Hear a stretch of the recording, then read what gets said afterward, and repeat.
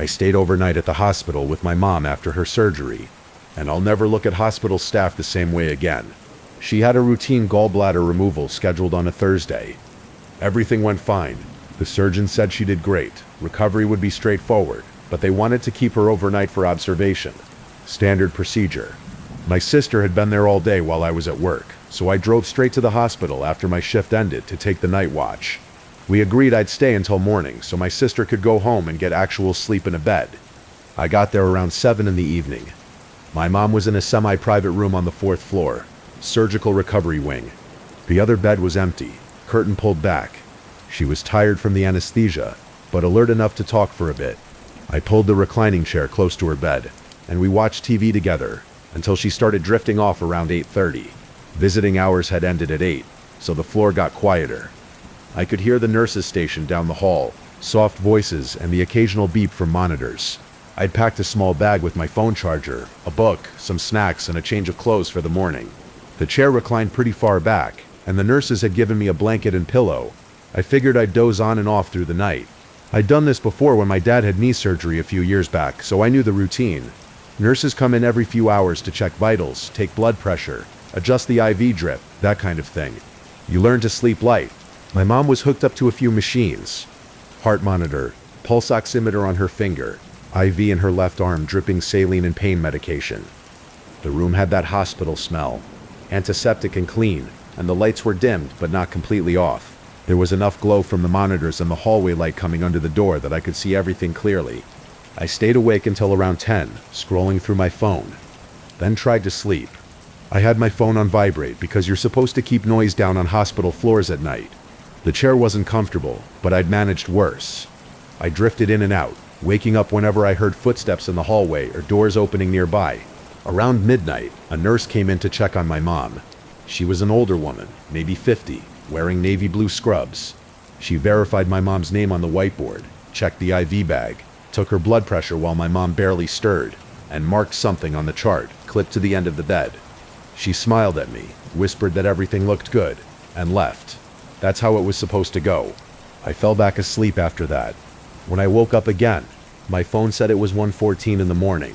The room was quiet, except for the steady beep of the heart monitor, and my mom's breathing. Then I heard the door open. I assumed it was another nurse doing rounds. I sat up a little in the chair and saw someone in scrubs walk in.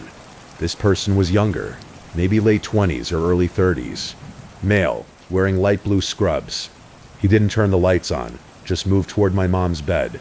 I was still groggy and didn't think anything of it at first. He said quietly that he was there to check her vitals. I nodded and stayed in the chair, trying not to be in the way. He had a name badge clipped to his chest, but it was flipped around so I couldn't read it. That wasn't unusual, I thought. Badges flip. He moved to the side of the bed and looked at the monitors. I watched him for a minute, half awake, and that's when I started noticing things that felt slightly off. He didn't wash his hands when he came in. I'd seen every other nurse do that, using the sanitizer dispenser by the door. He also didn't verify my mom's name or check her wristband. The nurse at midnight had done both. He just stood there looking at the monitors and then reached over and touched the IV tube. He called it the tube. He said something like, "Just making sure the tube is secure." I'd heard nurses call it the IV line, never the tube. Then he turned toward me and asked if I was staying the whole night. I said yes. Well, he asked if I was here alone. I said my sister had gone home. He nodded and asked where I lived. I told him the name of my town, which is about 20 minutes from the hospital. Then he asked what kind of car I drove. That question felt strange. I didn't answer right away, and he kind of laughed it off and said he was just making conversation because it was a slow night. But honestly, who asks that? He moved toward the small closet where my mom's clothes and purse were stored. He said something about checking her valuables for inventory purposes. I'd never heard of that being done in the middle of the night. I told him her purse was in there, and he opened the closet door and looked inside. He didn't take anything out, but he spent longer than seemed necessary just looking. That's when I noticed his scrubs were the wrong color. The real nurses on this floor all wore navy blue.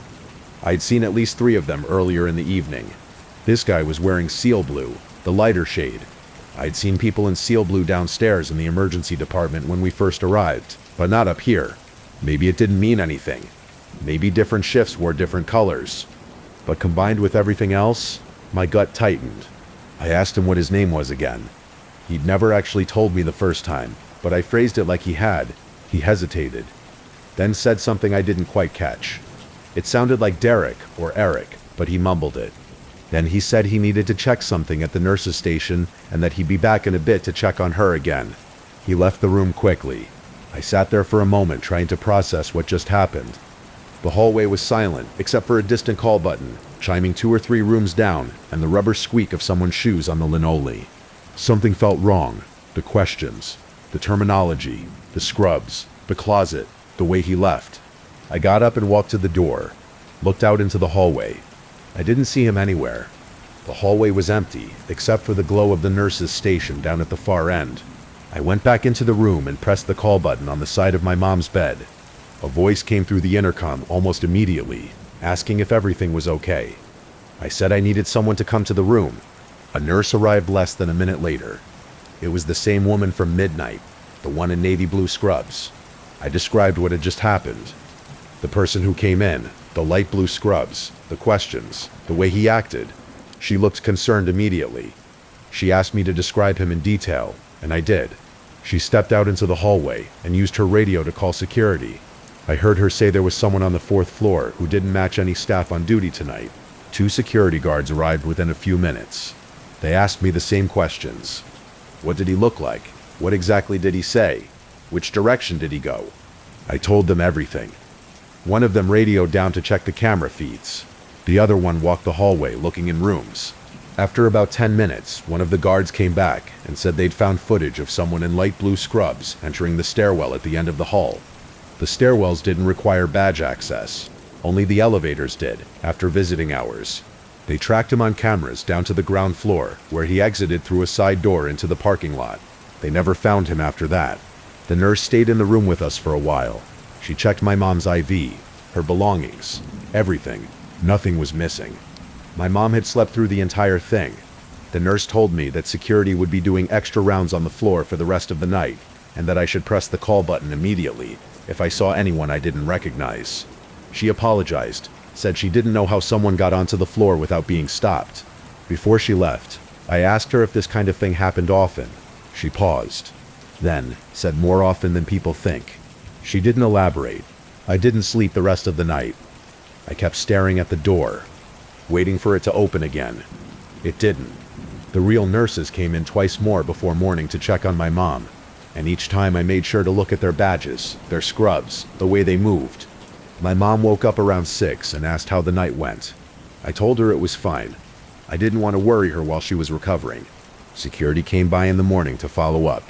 They said they were reviewing all the footage and filing a report, but they didn't have any leads on who the person was. They asked if my mom kept anything valuable in her purse. I said not really, just her wallet and phone. They asked if I'd given the person any personal information. I realized I'd told them where I lived and that I was alone. That sat with me for days afterward. We never found out who he was or what he wanted. My mom was discharged later that morning, and I drove her home. I've thought about it a lot since then. Was he after her belongings? Was he planning to steal medication? Was he watching rooms to see who was vulnerable? The hospital never contacted us with answers, and I didn't push it. I just wanted to forget it happened. But I still think about those questions he asked me. Where I lived. What car I drove.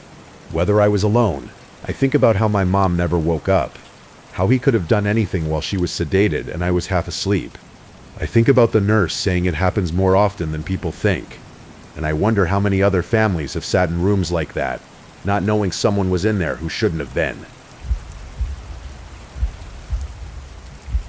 I'd been working the overnight janitorial shift at Hartwell Financial for about 8 months when this happened. By that point, I thought I knew the building pretty well. Like I figured I had it all down. The pay wasn't great, but it was steady work, and I liked the solitude of it, honestly. Just me and my headphones going floor by floor with the cleaning cart, vacuuming the carpets, emptying trash bins, wiping down the break room counters. Most nights, I didn't even see the security guard, since he usually stayed down in the lobby watching his phone. I just texted him when I was done, so he could lock up behind me. The building itself was one of those mid-sized office towers. Nothing fancy. 12 floors total, with the executive offices taking up the top 3 floors. I rarely had to deal with those upper floors, since they had their own cleaning service that came during business hours. My supervisor Rick told me when I started that I was only responsible for floors 1 through 9, and to not even bother with the executive levels unless he specifically told me to, which was fine by me since it meant less work. So on this particular Tuesday, around 2 in the morning, I was finishing up the 3rd floor when I realized I'd left my phone charger in my car. My phone was almost dead, and I had another 4 hours of shift left, so I figured I'd run down and grab it real quick. I called the elevator, and when the doors opened, I stepped in and hit the button for the ground floor, but the elevator started going up instead of down. I thought maybe I'd hit the wrong button by mistake, but when I looked at the panel, the ground floor button wasn't even lit up. The number 4 was lit up instead, and the elevator was already moving. I tried pressing ground floor again, but nothing happened. The elevator just kept going up until it dinged, and the doors opened on the 4th floor. I stood there for a second, debating whether to just ride it back down. But then I noticed something weird. All the overhead lights were on in the main office area. Rows of cubicles stretching out in front of me with those fluorescent lights humming that electric buzz they always do. I'd cleaned the 4th floor earlier in my shift, around 11 p.m., and I specifically remembered turning all the lights off because Rick was always on us about the electric bill. Someone must have come up here after I left and turned them back on, which didn't make any sense because the building was supposed to be completely empty, except for me and the security guard downstairs. I stepped out of the elevator, thinking I'd just do a quick check and turn the lights off again. Maybe the day shift had forgotten someone was working late, or maybe maintenance had come through for something. I walked through the cubicle area toward the light switches on the far wall. That's when I saw him. There was a man standing in one of the corner offices, the one with the big windows that overlooked the parking lot. He was just standing there with his back to me, not moving, wearing a dark suit. I froze for a second, trying to figure out if I should say something or just leave, but before I could decide, he turned around and walked toward the office door. I couldn't see his face clearly from where I was standing, just his general shape, and something about the way he moved made me feel like I should get out of there.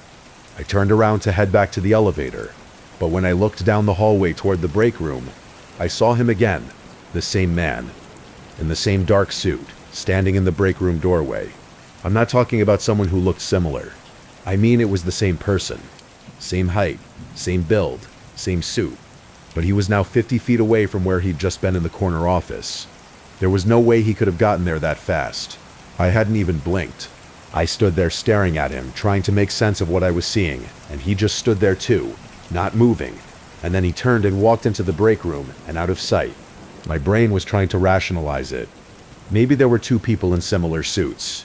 Maybe I was more tired than I thought and seeing things wrong. But I knew what I'd seen, and it didn't make any logical sense. I should have left right then. I should have taken the elevator straight down and told the security guard that someone was on the 4th floor and let him deal with it. But I guess I was still thinking there had to be some reasonable explanation, like maybe my eyes were playing tricks on me in the fluorescent lighting or something. So instead of leaving, I walked toward the break room to see if anyone was actually in there. The break room was empty when I looked inside. No one standing there.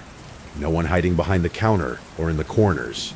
But there were coffee cups on the table, 3 of them, and when I touched one it was still warm. Fresh coffee, like someone had been sitting there drinking it just a few minutes ago.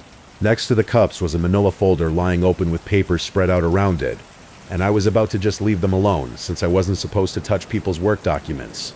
But I saw my name on one of the pages, and I couldn't help but look closer. The first page had my full name printed at the top. Underneath was my address, my phone number, my work schedule showing which nights I worked and what times I usually finished each floor. The next page had printouts for my social media, photos I'd posted from a few months ago. Another page showed a satellite view of my apartment building, with my unit circled in red marker. I started going through the other papers in the folder, and they weren't just about me. There were 4 other people's information there too. Names I didn't recognize, but each one had the same kind of detailed breakdown. Personal information, work schedules, photos, addresses. At the bottom of the stack was a spreadsheet listing dates going back about 2 years. And next to each date was a name and a single word. The first few said relocated, then a few that said resigned. The most recent 3 said complied.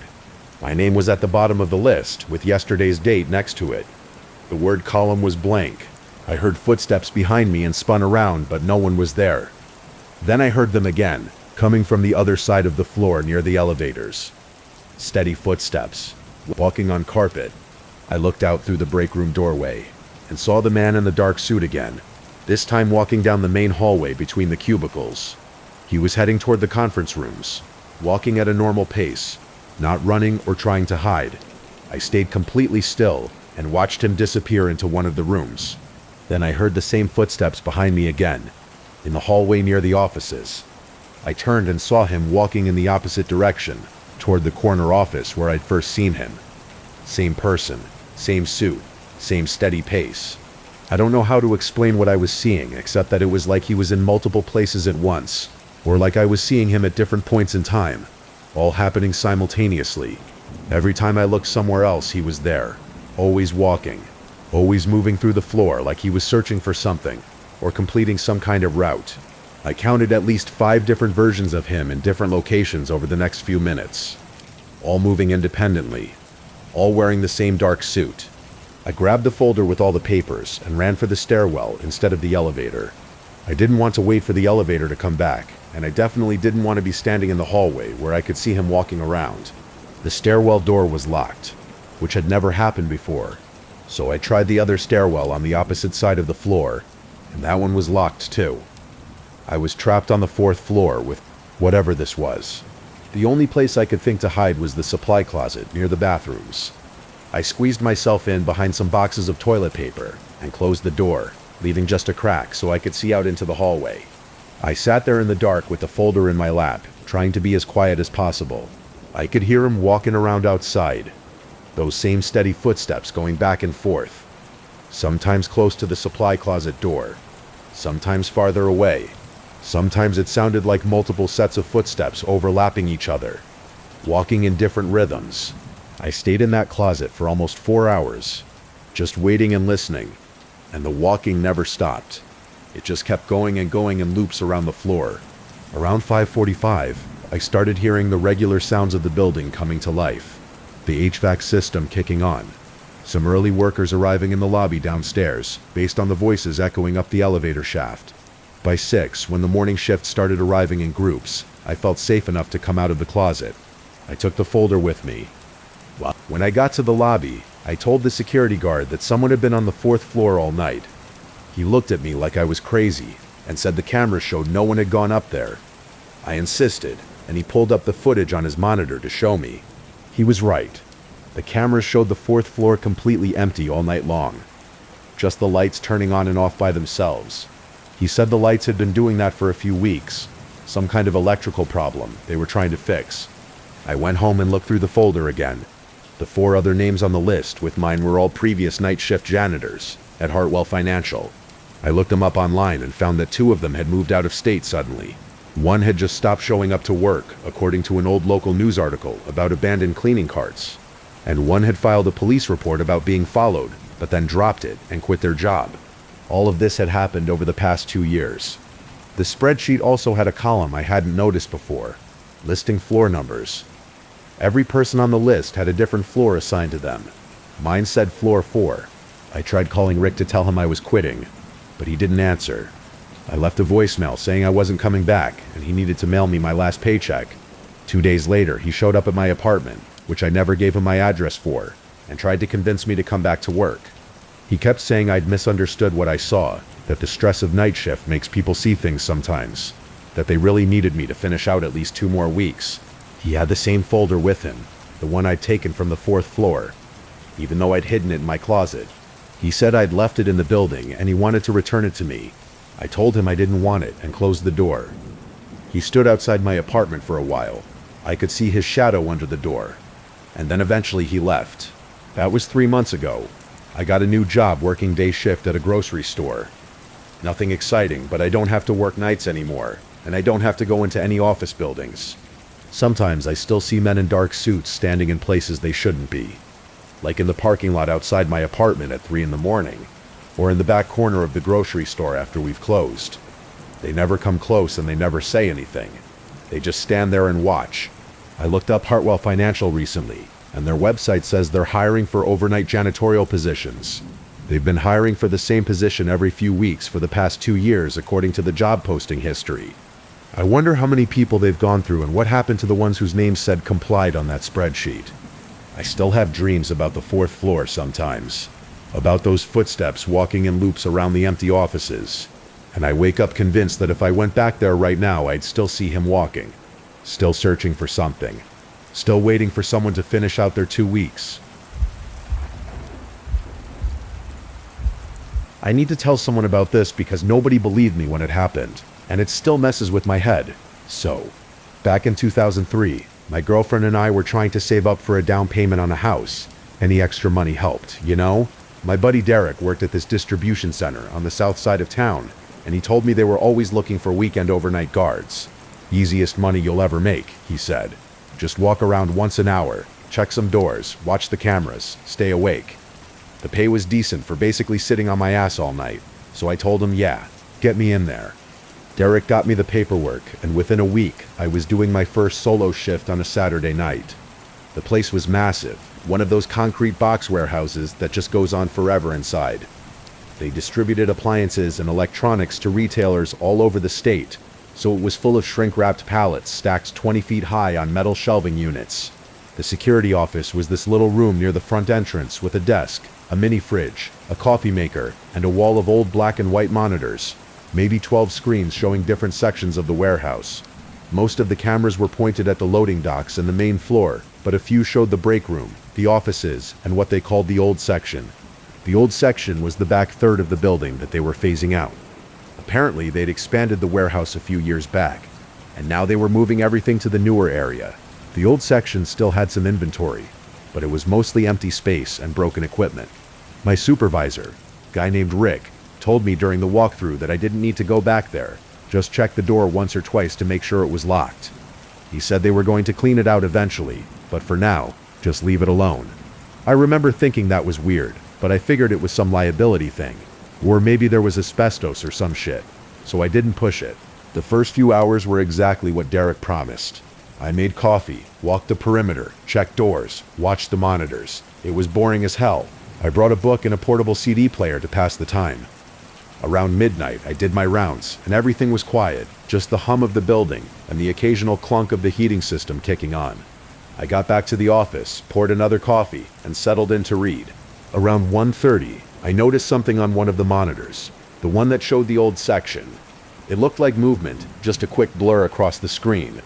I watched it for a minute, but nothing else happened. I figured it was a glitch, or maybe a shadow from the emergency lights back there. The cameras were old, and the image quality was shit anyway, so I went back to my book, but it nagged at me a little, so about 20 minutes later, I rewound the tape to see if I could catch it again. The thing is, when I rewound it, there was nothing. No movement, no blur, just empty aisles. I should have known right then that something was off, but I told myself the cameras were just acting up. Old equipment does weird things. I made a note to mention it to Rick on Monday and moved on. Around 2:45, I was walking the main floor doing my hourly check when I heard this sound from the direction of the old section. It was the hydraulic lift, that high-pitched whine they make when they're raising or lowering a load. I stopped and listened, and yeah, it was definitely the lift running. I stood there for maybe 30 seconds and then it stopped. I walked toward the old section door and put my ear against it. Nothing. No sound, no movement. The door was locked like it was supposed to be. Here's where I started rationalizing. I thought maybe the lift was on some kind of automatic timer, or maybe the sound carried from somewhere else in the building. Or maybe I was just tired and hearing things. I'd been up since 6 a.m. and it was almost 3 in the morning, so I convinced myself it was nothing and went back to the office. But when I got there, I noticed something that hit me wrong. There were fresh cigarette butts in the ashtray on the desk. I don't smoke. Never have. And when I'd started my shift, that ashtray was empty. I dumped it myself. I called Derek. His cell went straight to voicemail. I tried him 3 more times over the next 10 minutes. Nothing. I thought about calling Rick, but I didn't want to look like an idiot on my first solo shift. If there was some explanation I didn't know about. So I just sat there watching the monitors more carefully now, paying attention to every screen, looking for anything out of place. Around 3:30, I saw it again, on the old section camera. Movement between the aisles. This time I didn't look away. I kept my eyes locked on that screen, and I saw it clear as day, a person, walking past the camera, just for a second, then gone. That's when I called Rick. He answered on the 4th ring, sounding pissed. I told him I thought someone was in the building. He asked if I'd checked the doors. I said yeah, they're locked. He asked if any alarms had gone off. I said no. He told me I was being paranoid, told me the cameras glitch all the time, and to stop calling him unless there was an actual emergency. Then he hung up. I sat there feeling stupid and scared at the same time. Looking back, I should have just left right then. But I needed the money, and I didn't want to lose the gig over nothing. I decided to lock myself in the office and just watch the cameras until my shift ended at 6 a.m. I pushed the desk against the door and sat in the chair with my eyes on the monitors. Around 4:15, I got up to take a piss, and when I came back and sat down, the chair was warm, like someone had just been sitting in it. And there was a styrofoam cup of coffee on the desk that wasn't there before, still steaming. I hadn't heard anyone. I hadn't seen anyone, but someone had been in that office while I was gone. I moved to the corner of the room where I could see the door and all the monitors at the same time, and I didn't move for the next hour and 15 minutes. I watched those screens, and around 4:40, I started seeing them. Figures moving on multiple cameras. Not just the old section, but in the aisles. On the main floor, near the loading docks. There were at least 3, maybe more. They moved deliberately, not hiding exactly, but not making themselves obvious either. Just walking around like they owned the place. Around 5:30, the loading dock security light went out. I'd checked it at the start of my shift and it was on. Now it was off, which meant someone had flipped the switch from inside the building. Morning shift was supposed to arrive at 6, and I decided I wasn't waiting. I grabbed the forklift keys from the hook, ran out to the warehouse floor, and fired up the biggest lift they had, one of those big orange Crown models that could lift 4,000 pounds. I'd never driven one before, but I figured it out fast enough. I put that thing in gear, pointed it at the back fence, and floored it. The engine roared, and the whole machine shook as I drove it down the main aisle toward the rear of the building. I could see movement in my peripheral vision. Figures stepping out from between the shelves. But I didn't look. I just kept going. I hit that chain link fence doing maybe 15 miles an hour, and it went down like nothing. Just folded under the forks and the weight of the lift. I bounced over it, drove across the empty lot behind the warehouse, and kept going until I hit the access road. I left that forklift running in the middle of the street and walked to a gas station 2 blocks away to call 911. The cops came and searched the building. Found nothing. No signs of anyone. No fingerprints. Nothing. The supervisor, Rick, acted like I'd lost my mind. Mines told the cops I probably fell asleep and had a nightmare. I told them about the coffee, about the cigarette butts, about the figures on the cameras. They checked the tapes and the footage from that night was corrupted. Couldn't be recovered. Rick said that proved I'd imagined it. I never went back to that job. Derek stopped returning my calls. A few months later, I heard the warehouse was being investigated for inventory discrepancies, but nothing came of it. I never found out what was really going on in there. Sometimes I think maybe Derek set me up for something, or maybe he had no idea what he was getting me into. I don't know if those people were stealing inventory, or if it was something else entirely. Nobody believed me, but I know what I saw.